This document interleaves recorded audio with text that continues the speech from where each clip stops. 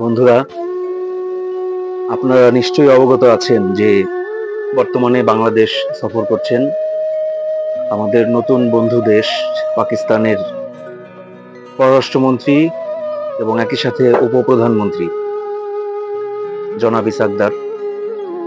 তো তিনি আজকে একটি খুব সুন্দর কথা বলেছেন। তিনি বলেছেন বাংলাদেশিদের হৃদয়ে পরিষ্কার করতে। তো আমার এই হৃদয়টায় না অনেক ময়লা। তো আমি আজকে আমার হৃদয়টা একটু পরিষ্কার করতে চাই। এবং এই যে বইটা দেখছেন, কমলের ৭১, কবি বাবু ফরিদির লেখা, এই বইটার মধ্যে অনেক ময়লা জমে গেছে। এই বইটা ৩ দশক ধরে ময়লাগুলো রিজার্ভ করে রাখছে। তো এই ময়লাগুলো ঝেড়ে পরিষ্কার করা দরকার। তো কথায় আছে যে মনের দুঃখ হালকা হয় যদি কারোর সাথে কষ্টগুলো শেয়ার করা যায়, দুঃখ কষ্টগুলো শেয়ার করা যায়। তা আমি এই বইটা আপনাদের সাথে একটু শেয়ার করতে চাই, বইয়ের কথাগুলো। এটা মূলত একটি উপন্যাস। তো এই উপন্যাসটি আপনারা পড়বেন এবং বেশি বেশি করে শেয়ার করবেন, যাতে বেশি মানুষের কাছে এটি পৌঁছায় এবং আমরা যাতে আমাদের সবার হৃদয় পরিষ্কার করতে পারি। এবং এই বইটার মধ্যে যে ময়লা জমে আছে সেই ময়লাগুলো যাতে পরিষ্কার হয়, আমাদের এই হৃদয়ের মধ্যে যে ময়লা জমে আছে সেই ময়লাগুলো যাতে পরিষ্কার হয়। তো দেখতেই পাচ্ছেন প্রচ্ছদ, দেখা যাচ্ছে একজন মুক্তিযোদ্ধাকে, 303 রাইফেল তার কাঁধে, পিছনে দাউ দাউ করে জ্বলছে আগুন। তো এই বইটি আপনারা যদি দেখতে পান,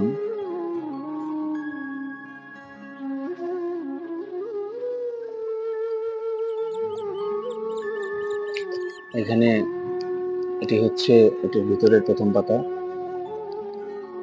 বইটির সত্য দেয়া হয়েছে দেবু ফরিদিকে। এটি প্রথম প্রকাশিত হয়েছে স্বাধীনতার রজত জয়ন্তীতে, অর্থাৎ 1997 সালের মার্চে। এর প্রচ্ছদ এঁকেছেন প্রখ্যাত প্রচ্ছদ শিল্পী সমর মজুমদার। প্রকাশনায় বাংলা বাজার প্রকাশনী, 26 বাংলা বাজার, 2য় তলা, ঢাকা 1100। পরিবেশক রেমন পাবলিশার্স, ঢাকা। এর মূল্য তখন নির্ধারিত ছিল 65 টাকা মাত্র। এই বইটি উৎসর্গ করা হয়েছে ভাষা সৈনিক ও প্রাক্তন এমপি ইমাম উদ্দিন আহমেদ, আমাদের ফরিদপুরের এমপি ছিলেন। এবং এরপরে উৎসর্গ করা হয়েছে বীর মুক্তিযোদ্ধা ও আগরতলা ষড়যন্ত্র মামলার অন্যতম আসামি নূর মোহাম্মদ ক্যাপ্টেন বাবুল, তাকে। এরপর সমাজকর্মী মরহুম আখম নুরুল ইসলামকে, সর্বশেষ চারণ কবি জসিম ভক্ত আবু বকর সিদ্দিককে। তাহলে শুরু করি। আমি আসলে খুব ভালো বক্তাও নই, খুব ভালো আবৃত্তি শিল্পীও নই।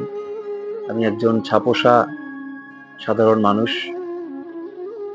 আমার বাবা একজন বিখ্যাত কবি ছিলেন, কিন্তু তার কাছ থেকে আমি কবিতা পাঠ বা আবৃত্তি এগুলো ভালো করে শিখে রাখার আগেই তিনি রহস্যজনক অকাল প্রয়াণ বরণ করেন। এই জন্য আমার পাঠজনিত ত্রুটি মার্জনীয়। দেশে অসহযোগ আন্দোলন চলছে। একটি নির্দলীয় নিরপেক্ষ তত্ত্বাবধায়ক সরকারের কাছে ক্ষমতা হস্তান্তরের দাবিতে এই আন্দোলন 9 তারিখ থেকে শুরু হয়েছে, আজ 24। অবসানেরও কোনো লক্ষণ নেই। যেমন সরকারি দল তেমনি বিরোধীরা, কেউ ছাড় দিতে চায় না। ঠিক যেন তোরা যে যা বলিস ভাই, আমার সোনার হরিণ চাই। তোরা যে যাই বলিস ভাই, আমার সোনার হরিণ চাই। সোনার হরিণ, লক্ষ্য ওই একটাই, গদি। দেশের জনগণকে জিম্মি করে না, আর ভালো লাগে না কিছুই। পুরো দেশটাই অচল হয়ে পড়েছে। দ্রব্যমূল্য বাড়ছে সাপের গতিতে। কেনই বা হবে না? বাস ট্রাক বন্ধ, মিল ফ্যাক্টরি বন্ধ, অফিস আদালত, ব্যাংক বিমা, কোর্ট কাচারি, স্কুল কলেজ, বলতে গেলে সবকিছুই যেন থেমে আছে। কোনো লক্ষণও নেই সুরাহা হবার। এভাবে আর কদিন চলবে? এরকম একবার এদেশে অসহযোগ আন্দোলন হয়েছিল ৭১-এ। ডাক দিয়েছিলেন স্বয়ং শেখ মুজিব। ৯ মাস তার ভয়াবহতা চলেছে। তখন বিদেশিদের সাথে এদেশীয়দের অসহযোগ, আর নেতা ছিলেন শেখ মুজিব, সম্মোহনী শক্তিসম্পন্ন নেতা। সেদিনকার অসহযোগের পরিণতিতে দেশ স্বাধীন হলো। তারপর আমরা বাঙালিরা ক্ষমতায় এলাম, বিদেশিরা এদেশ থেকে বিতাড়িত হলো।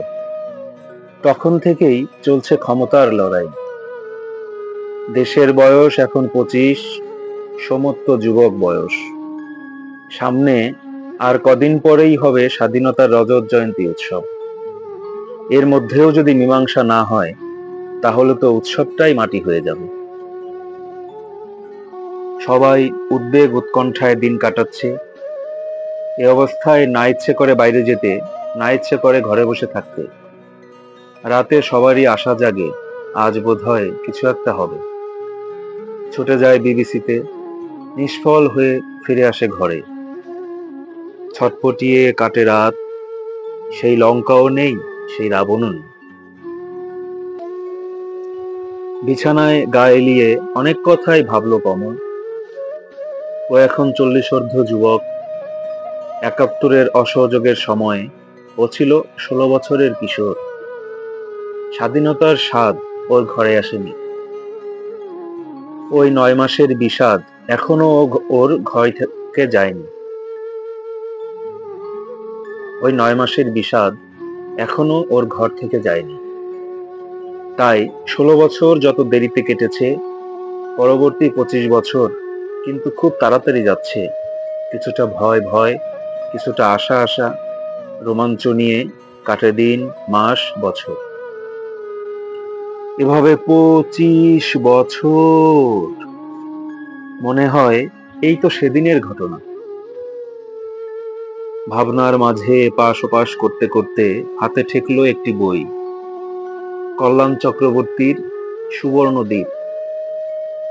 কমল হাতে তুলল সেটা, চোখে ১০০ পাওয়ারের চশমাটা এঁটে বইয়ের পৃষ্ঠা উল্টাতে থাকলো। ভদ্রলোক অনেকদিন হলো বইটি প্রেজেন্ট করেছেন, কিন্তু তার নেড়েচেড়ে দেখা হয়নি। মনে এ নিয়ে একটা অপরাধ বোধ জেগে ওঠে। তাই সময়টাকে কাজে লাগাতে প্রয়াসী হয়ও। নাড়াচাড়া করতে করতে একটি স্থানে এসে দৃষ্টিটা বেঁধে যায়। পড়তে ইচ্ছে হলো কয়েকটা লাইন, এগুতে থাকে ক্রমেই। শোনো তবে সেই যুদ্ধের ইতিহাস, ধর্মের দোহাই দিয়ে গুরুদাস তার দলবল নিয়ে আমাদের উপর ঝাঁপিয়ে পড়েছিল ওই বিদেশিদের পিছু পিছু। এ পাণ্ডুলিপিতে যেভাবে আছে তা এই রকম। গুরুদাস ওদের দেশের রাজার কাছে গিয়ে বলল, প্রণাম হই মহারাজ। কে, গুরুদাস? আজ্ঞে মহারাজ। বলো, কি খবর এনেছো? আপনার লোকজন ওই সুবর্ণ সখার লোকদেরকে তো ঠিক মতো প্যাদানি দিতে পারতেছে না মহারাজ। আমার দেশে আইন আছে, ওরা আইনের লোক। ইচ্ছে করলেই তো ওরা যা খুশি তাই করতে পারে না। মহারাজ অধম পদধূলির তুল্য। যদি অভয় দেন তো একটা কথা কইতাম। বলো, কি বলতে চাও? দেশটা তো আপনার, ঠিক কইছি না মহারাজ? হ্যাঁ, নিশ্চয়ই। কেন, তোমার কোনো সন্দেহ হয়? আপনার দেশের হতচ্ছাড়া ওই বজ্জাতটাকে তো আপনি ভালোভাবেই চেনেন। হারামজাদা কেবল স্বাধীন হইবার চায়। আপনি তারে ধইরা আনছেন তা শুনছি, তয় এখনো চাঙ্গি ধুলাই দিতেছেন না কেন বুঝবার পারতাছি না। ওই হারামজাদাটাকে যে করেই হোক আমি ফাঁসিতে ঝুলাবোই ঝুলাবো। অত কষ্টের কাম কি মহারাজ? আমারে দেন, আমি কাম ফতে কইরা দিই। সে হয় না, দেশে জানাজানি হয়েছে, প্রজারা ক্ষিপ্ত হয়ে যাবে। আর যা হোক, তার এলাকার লোকদের সাপোর্ট তো তার পেছনে আছে। ওদের দেশ হাতে রাখতে হলে তো জনগণের সাপোর্ট দরকার। হ্যাঁ, কথা ঠিক। বিচ্ছুগুলাইন হ্যার কথা মতো যুদ্ধ শুরু কইরা দিছে। এখন কন, আমার লোক দিয়া আমি আপনার কি উপকার করতে পারি? তোমার পেছনে তো কোনো পাবলিক সাপোর্ট নাই গুরুদাস। তোমাকে ওখানে কেউ চায় না, তুমি আমার কি করবে? বরং নিজের উপকার নিজেই করো গিয়ে। খামাখা সময় নষ্ট করো না তো, আমি খুব চিন্তায় আছি। আপনি শুধু অস্ত্র দেন, আমি দেখাইয়া দেব সাপোর্ট কিভাবে আদায় করতে হয়। পাবলিক টের পাইব গুরুদাস কি চিজ। অস্ত্র দিতে পারি, আমার দেশে অস্ত্রের কোনো অভাব নেই। এজন্যেই আমার খাদ্যমন্ত্রীর সাথে প্রতিরক্ষা মন্ত্রীর সর্বদা দ্বন্দ্ব। প্রতিরক্ষা মন্ত্রী শেষমেশ জয়ী হয়। অস্ত্র আসে, দেশে খাবার ঘাটতি থাকতে পারে, কিন্তু অস্ত্রের ঘাটতি থাকা যাবে না। এই একখান কাজের কথা মহারাজ। না খাইয়া মানুষ মরে না। ইচ্ছা করলে কিছু না খাইয়া 70 দিনও বাঁচন যায়, কিন্তু অস্ত্র না থাকলে তো শত্রুর ধমকে একদিনও টেকন যাইব না।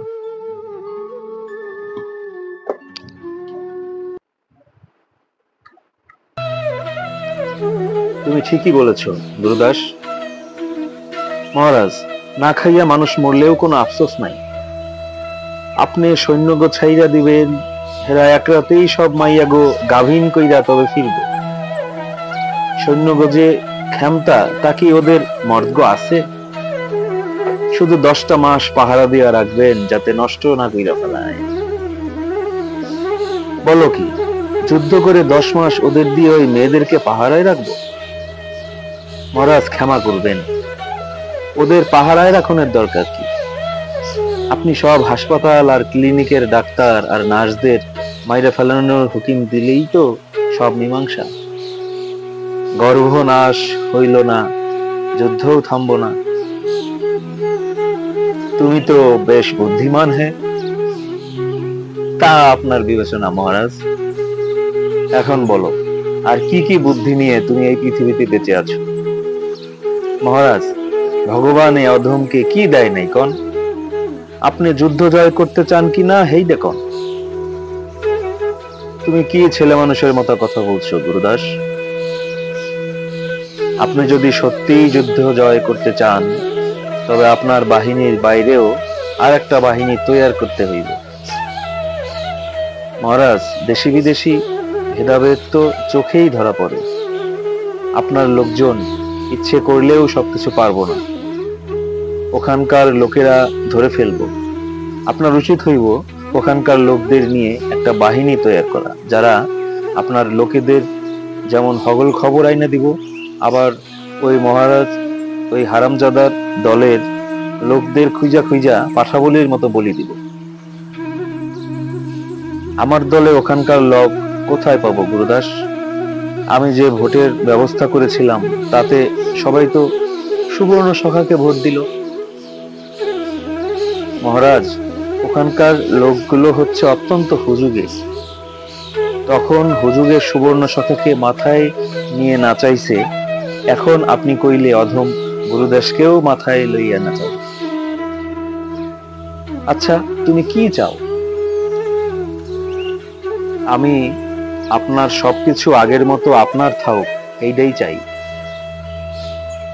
আমিও তো চাই, কিন্তু বিচ্ছুরা যে জ্বালাতন করছে, তাতে মনে হচ্ছে ওদের আমাদের হাতছাড়া হয়ে যাবে। আপনি ভয় পাবেন না মহারাজ, আপনি খালি আশীর্বাদ রাখুন, আমি 2 মাসের মধ্যে সব ঠিক কইরা দিব। এমন ক্যাচকা মায়ের দিমু যে আর এজন্মের মধ্যে কখনো ভুলেও স্বাধীনতার কথা মুখে না আনে। বাড়িঘর জ্বালাইয়া শেষ কইরা দিব, আপনার লোকদের কিচ্ছু করতে হইব না। ওরা বাসায় বসে শুধু ওখানকার মাইয়াগো মাই চাষবো। এ কথা কি বলো গুরুদাস? ওরা বউ বাচ্চা ফেলাইয়া অনেকদিন ওখানে আছে। ধর্মে আছে না, 6 মাস বউয়ের সাথে না থাকলে বউ ছাড়াছাড়ি হইয়া যায়। ওদের কত কষ্ট, কতদিন বউয়ের সাথে ঘুমাইতে পারে না। কিছু ভাববেন না মহারাজ, আমার লোকরা সব মাইয়া গো ধইয়া লইয়া ওদের কাছে পৌঁছাইয়া দিব। আমাগো দেশের পুরুষ গুলাইনের গায়ে জোর কম, পোলাপাইন হয় একটু একটু। আপনার জোয়ান মর্দেরা কাম দিতে পারলে ভগবানের আশীর্বাদে কার্তিকের লাহান পোলা হইব, দেশটার চেহারাই বদলাইয়া যাইব। বাহ, কি মজার কথা গুরুদাস, এ কথা তো আমি কোনোদিন ভাবিনি। তাহলে তো অনেক আগে থেকেই এ কাজটা শুরু করতে পারতাম। আপনি পাপের কথা ভাবছেন, ওতে পাপের কিছু নাই। পুরুষরা তো বিচ্ছুর দলে ভিড়ে কোথায় কোথায় আছে খবর নাই। মায়েরাও জানে ওগো স্বামীরা আর ফিরবে না। আমার লোকরা কি আর তাগো আস্থা রাখবো ভাবছেন? সব বলি দিয়া দেব না? স্বামী যদি না থাকে তাহলে মাইয়া মানুষেরা বাড়িতে বইয়া কি আইসক্রিম চুষবো? ঠিক আছে, আমি স্বরাষ্ট্র দপ্তরে বলে দিচ্ছি, তোমার যখন যা লাগবে তা তোমাকে দিয়ে দিবে, তুমি তৈরি হও। মহারাজ, কি কিছু বলবে? আমার কথা কি কিছু ভাবছেন? কি তোমার কথা বলো? আমার লোকেরাই তো আপনার রাজ্যের দখল ফিরাইয়া আনবে, রাজ্য তো আপনারই থাকবে, আমাকে ওখানকার তালুকদারিটা। ঠিক আছে ঠিক আছে, ও আর এমন কি, তুমি চাও তো তার চেয়েও বড় কিছু দিতে পারি, সে মহারাজের কৃপা। দেখো দেশটা যেন হাতছাড়া হয়ে না যায়। তার বলতে, যাও, কথা না বলে কাজে লেগে যাও। প্রয়োজনে দেশটাকে পুড়ে লাল মাটি বানিয়ে দেবে। আমার দেশ দরকার, মাটি আর মানুষের কি দশা হলো তা নিয়ে ভাববার সময় নেই। আমি বললাম, সবিতা গুরুদাস এরপরে কি অস্ত্র নিয়ে সুবর্ণ সখার দলে ভিড়ে গেল, না ওই মহারাজের দলেই কাজ করছে? না শুভ, সে নিমুখ হারাম নয়, বিদেশিদের নিমুখের বড় বেশি দাম দিয়েছে সে। গুরুদাস একটা দল বানালো, নাম দিল গুরুসেনা। গুরুসেনারা কাউকে চাকরির লোভ দেখিয়ে, আবার কাউকে ভয়ভীতি দেখিয়ে তাদেরকে নিয়ে যা খুশি তাই করার ক্ষমতা দিয়ে দিয়েছিল। বিদেশিদের বিরুদ্ধে যেমন বিচ্ছুরা সরাসরি যুদ্ধ করতে পারত, গুরুসেনা থাকায় ওদের নিয়ে হলো মহাবিপদ। চেহারা এক হওয়ায় কেউ কেউ সুবর্ণ সখার দলের বিচ্ছু ভেবে কাছে এসে মার খেয়েছে।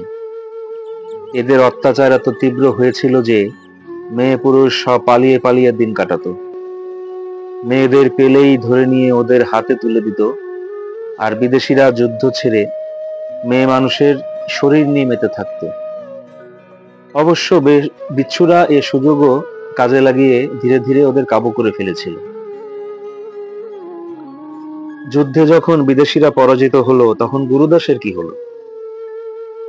গুরুদাস পালিয়ে মহারাজের কাছে আশ্রয় নিয়েছিল, আর অন্যরা দেশের মধ্যেই কোনো আত্মীয় স্বজনদের কাছে গিয়ে গোপনে প্রাণ বাঁচালো। সুবর্ণ সখা যখন দেশে ফিরলেন তখন আর কোনো বিচার আচারের ঝামেলায় যেতে চাননি।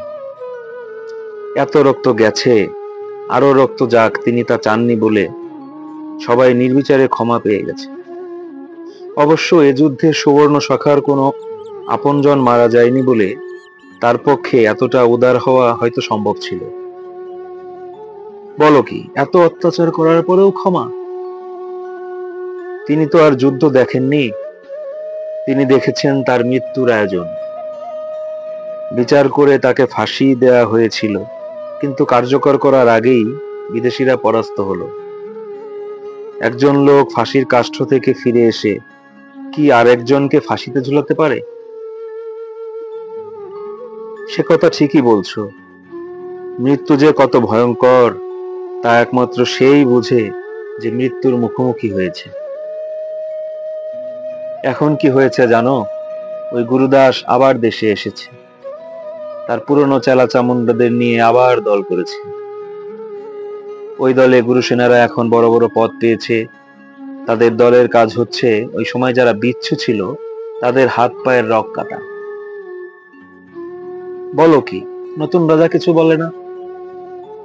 নতুন রাজার মাথায় লবণ রেখে তারা এখন কাঁচা আম খাচ্ছে।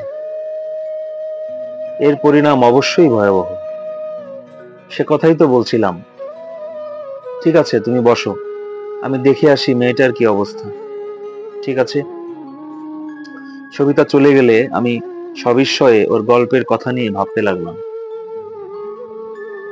কমলও ভাবনায় পড়ে যায়। এমন গল্পের সাথে মিলে যায়, এমন সত্যি কাহিনীর সাথে নিজের জীবনের একটি বাস্তব মুহূর্তের সূত্র ধরে হাতড়ে ফেরে একাত্তর, কমলের একাত্তর।